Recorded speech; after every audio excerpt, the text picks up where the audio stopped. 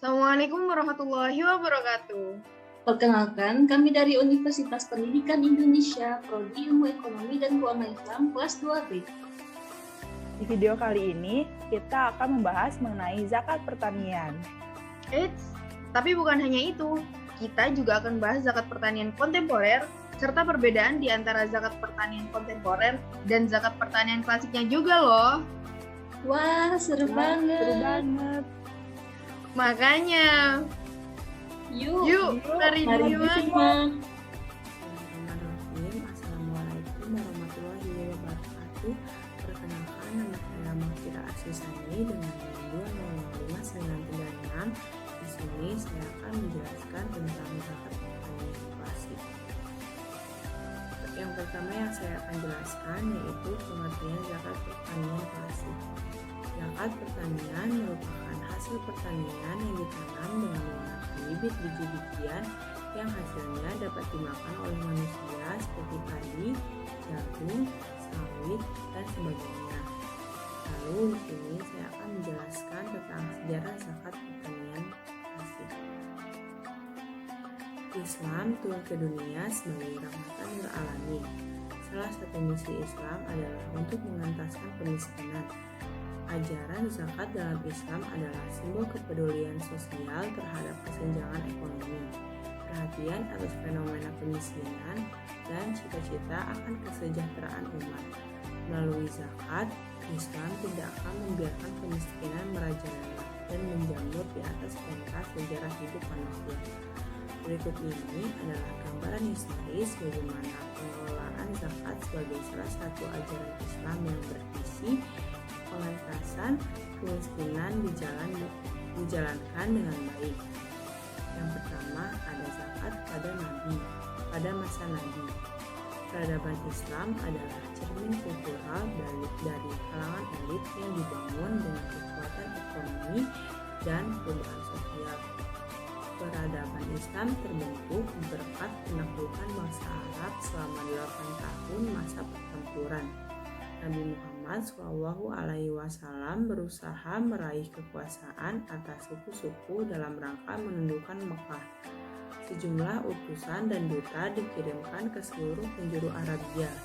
Sementara suku-suku bangkit untuk menyampaikan kesetiaan, membayar zakat dan pajak sebagai simbol keanggotaan dalam komunitas muslim dan simbol menerima Nabi Muhammad sebagai nabi dan utusan Allah SWT.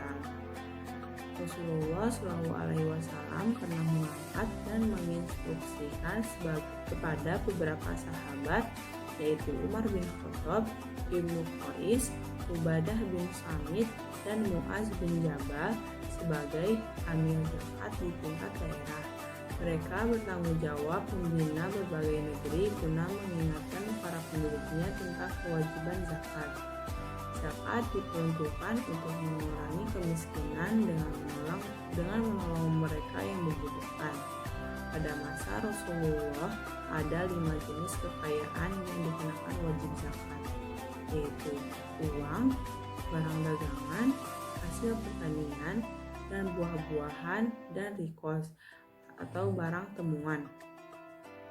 Dalam bidang pengelolaan zakat, Nabi Muhammad SAW memberikan contoh dan petunjuk operasionalnya.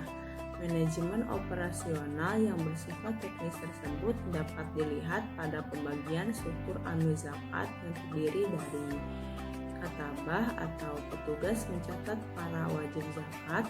Yang kedua ada hasabah, petugas yang menaksir menghitung zakat. Yang ketiga ada jubah, petugas yang menarik mengambil zakat dari para muzaki. Yang keempat khazanah, petugas yang menghimpun dan memelihara harta. Yang kelima ada qosamah, petugas yang menyalurkan zakat pada mustahik. Lalu yang kedua ada zakat pada masa sahabat. Yang pertama ada periode Abu Bakar As-Siddiq radhiyallahu anhu. Pengelolaan zakat pada masa Abu Bakar As-Siddiq sedikit mengalami kendala. Pasalnya, beberapa umat muslim menolak membayar zakat. Mereka meyakini bahwa zakat adalah pendapat personal Nabi Shallallahu Alaihi Wasallam. Menurut golongan ingkar zakat ini, zakat tidak wajib ditunaikan pasca wafatnya Nabi Shallallahu Alaihi Wasallam. Pemahaman yang salah ini hanya terbatas di kalangan suku-suku Arab Badui. Suku-suku Arab Badui ini menganggap pembayaran zakat sebagai hukuman atau beban yang merugikan. Lalu yang kedua adalah periode Umar bin Khattab. Umar adalah salah satu sahabat Nabi Shallallahu Alaihi Wasallam. Ia menetapkan suatu hukuman berdasarkan realitas sosial. Di antara ketetapan Umar adalah menghapus zakat bagi golongan mu'alaf dengan memungut sebagian zakat tanaman karena merupakan ibadah pasti, mewajibkan foroj sewa tanah, menerapkan zakat kuda yang tidak pernah terjadi pada masa Nabi Shallallahu Alaihi Wasallam. Tindakan Umar menghapus kewajiban zakat pada mu'alaf bukan berarti mengubah hukum agama dan menyampingkan ayat-ayat Al-Quran. Ia hanya mengubah fatwa sesuai dengan perubahan zaman yang jelas berbeda dari zaman Rasulullah. Sementara itu, Umar tetap membebankan kewajiban zakat 2 kali lipat terhadap orang-orang Nasrani Bani Taghlab. Hal ini disebut zakat mudafah. Zakat mudafah itu adalah terdiri dari jizyah, cukai perlindungan, dan beban tambahan. Jizyah sebagai imbangan kebebasan bela negara, kebebasan Hankamnas yang diwajibkan kepada warga negara muslim. Sedangkan beban tambahannya adalah sebagai imbangan zakat yang diwajibkan secara khusus kepada umat Islam. Umar radhiyallahu an tidak merasa ada yang salah dalam penarikan pajak atau jizyah dengan nama zakat dari orang-orang Nasrani karena mereka tidak setuju dengan istilah jizyah tersebut. Yang ketiga ada periode Utsman bin Affan. Pengelolaan zakat pada masa Utsman dibagi menjadi 2 macam. Yang pertama ada zakat al-amwal az-zahirah, harta benda yang tampak seperti binatang ternak dan hasil bumi. Lalu yang kedua ada zakat al-amwal al-batiniyah, harta benda yang tidak tampak atau tersembunyi seperti uang dan barang perniagaan. Zakat kategori pertama dikumpulkan oleh negara, sedangkan yang kedua diserahkan kepada masing-masing individu yang berkewajiban mengeluarkan zakat sendiri sebagai bentuk self-assessment. Yang keempat ada periode Ali bin Abi Thalib. Situasi politik pada masa kepemimpinan Khalifah Ali bin Abi Thalib berjalan tidak stabil, penuh peperangan dan pertumpahan darah. Akan tetapi Ali bin Abi Thalib tetap mencurahkan perhatiannya yang sangat serius dalam mengelola zakat. Ia melihat bahwa zakat merupakan urat nadi kehidupan bagi pemerintah dan agama. Ketika Ali bin Abi Thalib bertemu dengan orang-orang fakir miskin dan para pengemis buta yang beragama non-muslim, ia menyatakan biaya hidup mereka harus ditanggung oleh Baitul Mal. Khalifah Ali bin Abi Thalib juga ikut terjun langsung dalam mendistribusikan zakat kepada para mustahik. Harta kekayaan yang wajib zakat pada masa Khalifah Ali bin Abi Thalib ini sangat beragam. Jenis barang-barang yang wajib zakat pada waktu itu berupa dirham, dinar, emas, dan jenis kekayaan apapun tetap dikenai kewajiban zakat. Lalu yang terakhir ada dalil zakat pertanian klasik. Pada Quran Surat Al-An'am ayat 141 yang berbunyi وهو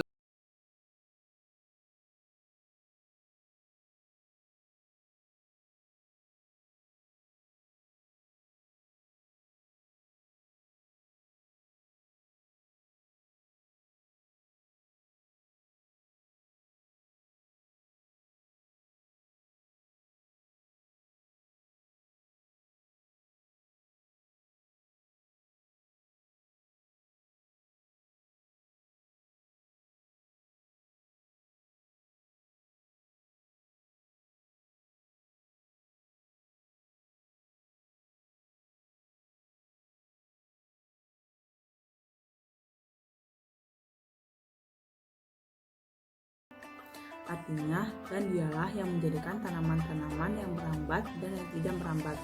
Pohon kurma, tanaman yang beraneka ragam rasanya, zaitun, dan delima yang serupa bentuk dan warnanya dan tidak serupa rasanya.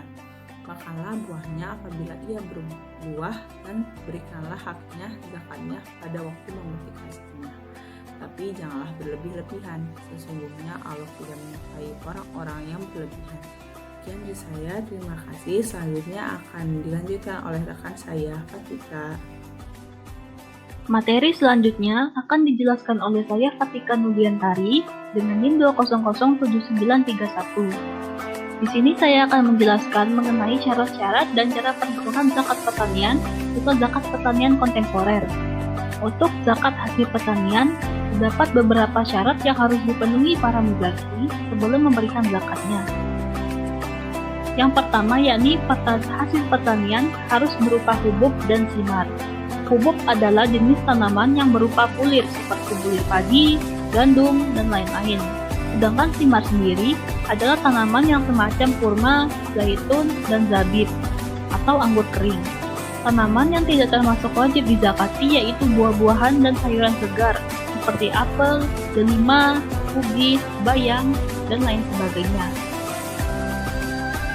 Adapun hadis yang diriwayatkan oleh Abu Musa al-Asy'ari dan Mu'az Sallallahu Alaihi Wasallam pernah berkata kepada mereka berdua, janganlah kamu berdua memungut zakat kecuali terhadap 4 jenis, yaitu syair, gandum, anggur, dan kurma.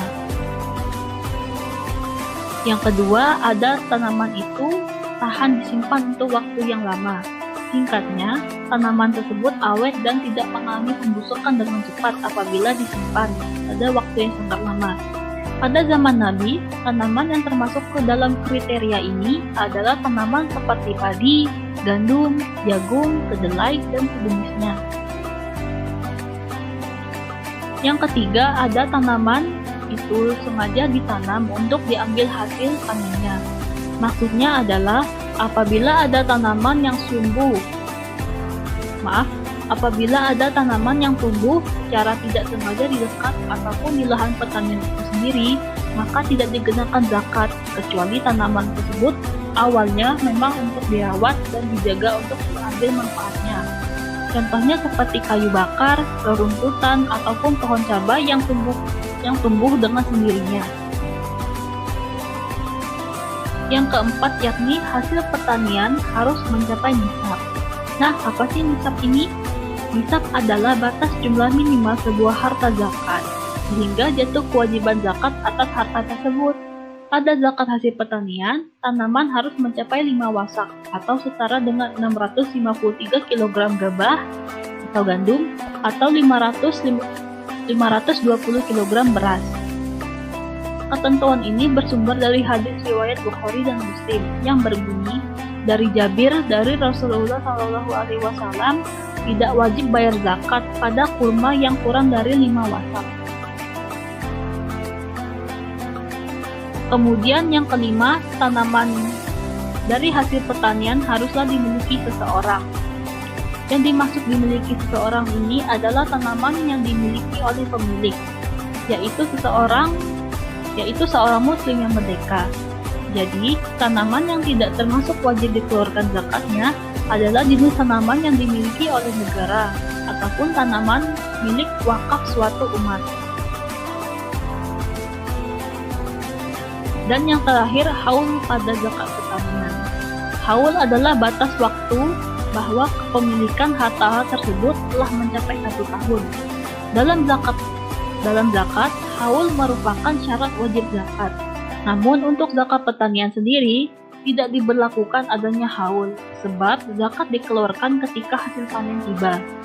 Kewajiban zakat disyaratkan ketika biji tanaman telah keras atau matang. Demikian pula simar telah dipantas, dipetik, atau dipanen. Sebelum waktu itu tidak ada kewajiban zakat. Sebagaimana disebutkan dalam hadis dari Attab bin Asyid, ia berkata, Rasulullah SAW memerintahkan untuk menaksir anggur sebagaimana ia menaksir kurma. Zakatnya diambil ketika menjadi anggur kering atau kismis, sebagaimana zakat kurma diambil setelah menjadi kering. Dari hadis ini dapat kita simpulkan bahwa tanaman yang dizakati haruslah matang dan itu terjadi ketika waktu panen tiba. Nah, sekarang kita masuk ke perhitungan zakat pertanian. Sebelum kita menghitung zakat pertanian, kita harus mengetahui terlebih dahulu kadar dari zakat pertanian ini. Untuk kadar zakat yang harus kita keluarkan yaitu sebesar 5% jika tanaman yang hasil pengairannya menggunakan biaya seperti pompa untuk menarik air dari sumbernya, dan 10% jika tanaman yang diairi 10% jika tanaman yang diairi tanpa biaya seperti oleh air hujan atau dengan air sungai. Lalu untuk nisabnya sendiri ada dalil yang melandasinya, yakni hadis riwayat Muslim yang berbunyi tidak wajib bayar zakat pada kurma yang kurang dari 5 wasak. Dari hadis tersebut dijelaskan bahwa nisab zakat pertanian yakni sebesar 5 wasak, yang satu wasaknya sama dengan 60 sa', sedangkan satu sa'-nya sendiri sama dengan 2176 kg.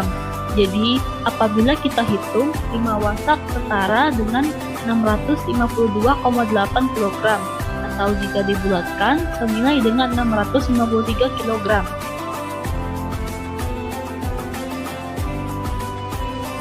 Kita masuk ke contoh kasusnya.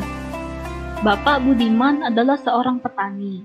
Ia memiliki sawah seluas 2 hektar, dan ia tanami padi.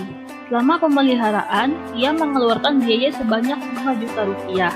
Ketika panen, hasilnya sebanyak 10 ton beras. Jadi berapakah zakat dari hasil pertanian yang harus Bapak Budiman keluarkan? Perhitungannya di sini nisab sama dengan 653 kg. Tarifnya 5%. Mengapa 5%? Karena Bapak Budiman memakai biaya saat pemeliharaan. Jadi dikenakan 5%. Waktunya ini ketika tanaman telah matang atau bisa dibilang ketika waktu panen. Apabila dihitung, hasil panen sama dengan 10 ton yang setara dengan 10.000 kg. Berarti Bapak Budiman telah melebihi nisab dan wajib mengenai zakat. Yang wajib dikenakan zakat. Kemudian 10.000 ton ini dikali 5% dan hasilnya sama dengan 500 kg beras. Apabila zakatnya ingin menggunakan beras. Untuk zakatnya menggunakan uang, dihitung jika harga jual beras adalah 10.000, maka 10.000 kg dikali dengan 10.000 rupiah, yang hasilnya sama dengan 100 juta rupiah. Kemudian 100 juta rupiah ini dikali 5% dan setara dengan 5 juta rupiah apabila zakatnya ingin menggunakan uang. Kemudian kita masuk ke zakat pertanian kontemporer. Istilah pertanian kontemporer adalah istilah baru yang baru muncul pada abad modern sekarang. Dalam perkembangan bahasa seperti yang disebutkan oleh Muhammad Dahlan Al-Bari, kata kontemporer sendiri berarti sesuatu yang baru yang belum ada sebelumnya, mutakhir atau dewasa ini. Jadi, bila dihubungkan dengan pertanian yaitu pertanian kontemporer, maka berarti kegiatan atau usaha pertanian yang dikelola dengan sistem modern. Pertanian kontemporer memuat penggunaan peralatan canggih serta sejumlah tanaman baru sebagai hasil dari rekayasa teknologinya. Mengapa zakat pertanian ini muncul? Mulanya, zakat pertanian ini sebagaimana disebutkan oleh Syahid Sadiq yang dikenal dengan sebutan zakat al-buru wal al-simar. Dalam kaitannya dengan zakat hasil pertanian ini, Nas Al-Quran dan As-Sunnah telah menjelaskan secara rinci jenis-jenis tanaman yang dikenakan wajib zakat, yaitu 4 macam. Yang sebelumnya kita jelaskan yakni gandum, syair, kurma, dan anggur. Kemudian sehubungan dengan berjalannya zaman dan serta perkembangan masyarakat dan kemajuan iptek, maka kegiatan usaha pertanian ini makin berkembang dengan pesatnya. Yang dahulunya kita harus memakai kerbau untuk membajak sawah, sekarang kita bisa menggunakan traktor yang lebih praktis dibandingkan memakai kerbau. Bukan hanya sistem dan teknik pengelolaannya yang lebih efektif dan efisien, tetapi juga berbagai produk tanaman atau tumbuhan sebagai hasil bioteknologi modern mulai bermunculan.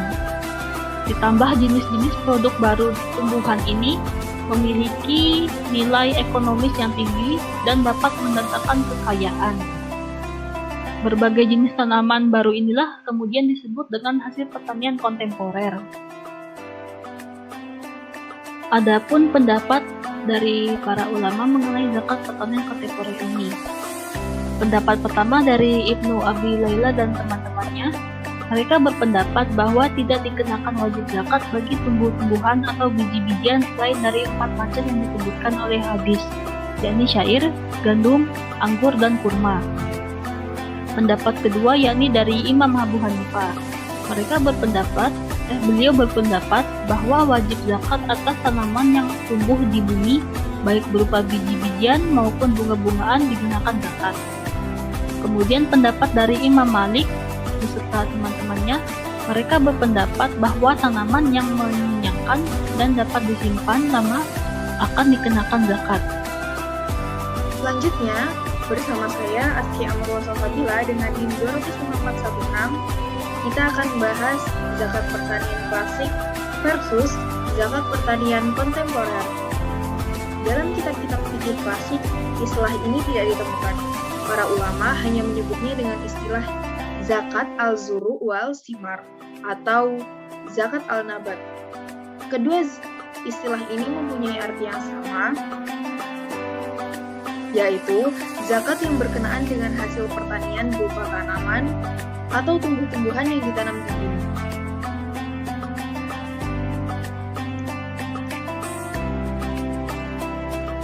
Nah, bedanya apa sih di antara zakat pertanian klasik dan zakat pertanian kontemporer?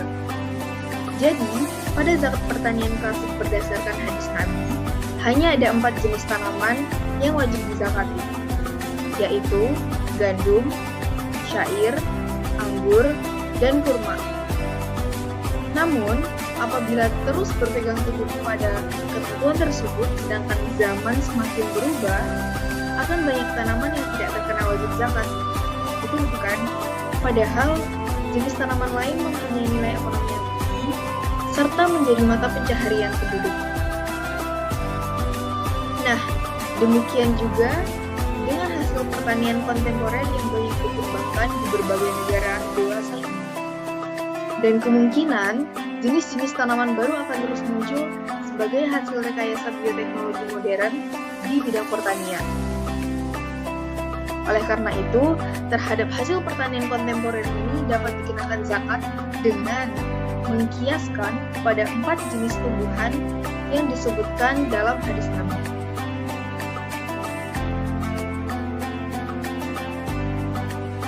Nah, dasar penetapannya ialah karena ilatnya bermanfaat dan dapat menopang kehidupan manusia, serta menjadi sumber mata pencaharian.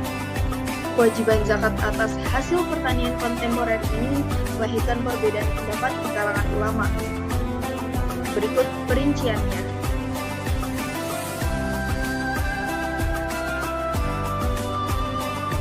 Pertama, pada masa Ibnu Umar dan kebanyakan para ulama salaf, hanya diwajibkan pada 4 jenis tanaman. Dari jenis biji-bijian seperti gandum dan syair. Kemudian dari buah-buahan seperti kurma kering dan anggur kering.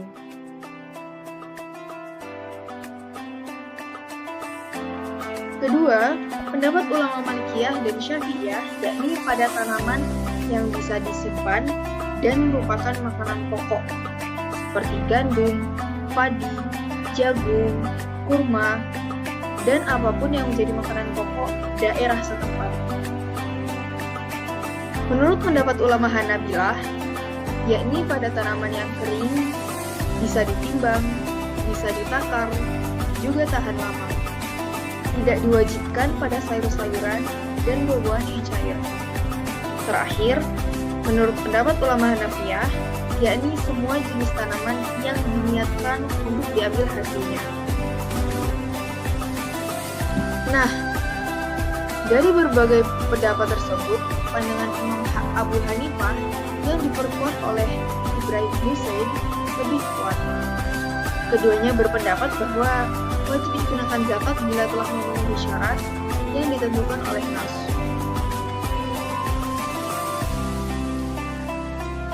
Kemudian kita lanjut ke contoh kasus ya.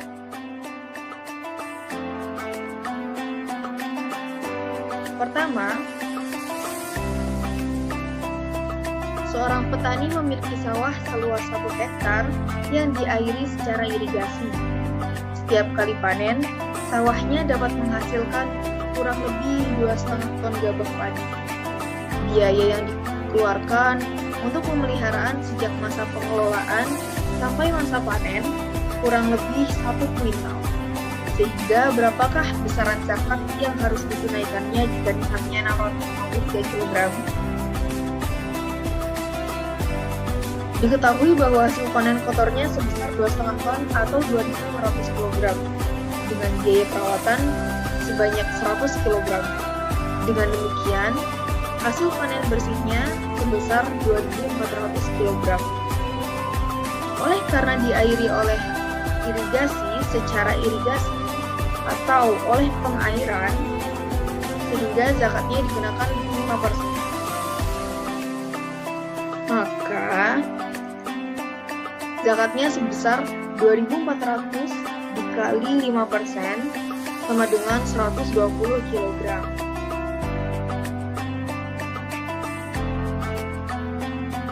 Kita lanjut ke contoh kasus kedua. Seorang petani memiliki sebidang sawah seluas 2,5 hektar di daerah tak ada hujan. Setiap kali panen, biasanya dia mendapat hasil kotor sebesar 5 ton gabah. Biaya yang dikeluarkan untuk perawatan padi hingga panen senilai 50 kg. Sehingga berapakah besaran zakat yang harus dikeluarkannya? Pertama, zakat yang harus dikeluarkan adalah 10% karena ia berada di daerah tak ada hujan. Kemudian, diketahui bahwa hasil panen kotornya sebesar 2,5 ton atau 2.500 kg.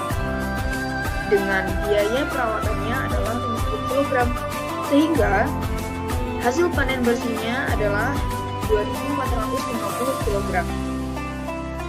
Dengan demikian, zakat yang harus dikeluarkan adalah 2.450 kg dikalikan 10% sama dengan 245 kg.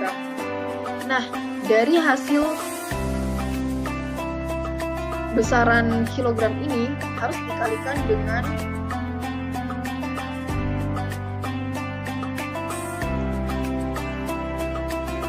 harga pada periode tersebut.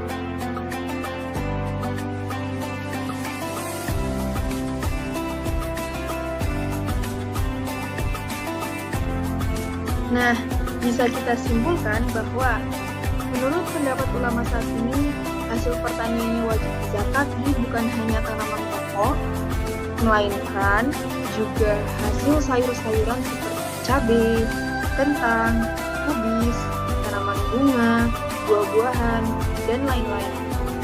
Nah, cara menghitung jumlah yang akan dikeluarkan zakat dari tanaman tersebut adalah disamakan dengan nisab zakat pertanian makanan pokok dan harga makanan pokok yang dipakai masyarakat setempat.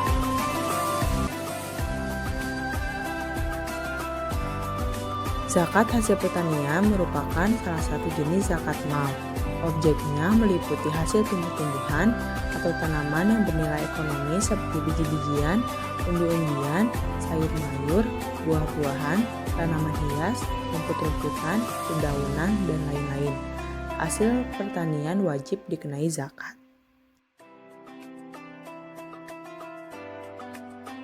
Iya, karena saat ini tanaman-tanaman hias dapat menjadi sumber pendapatan dan bahkan sangat menjanjikan. Misalnya seperti bunga aglonema yang apabila dijual bisa mencapai jutaan rupiah per potnya. Tanaman hias juga termasuk hasil pertanian kontemporer, jadi tetap akan dikenakan zakat. Ya benar, ada 4. Gandum, syar'i, anggur, dan kurma. Sekian video dari kami harap video ini dapat bermanfaat bagi kalian semua. Wassalamualaikum warahmatullahi wabarakatuh. Jangan lupa bayar zakat ya.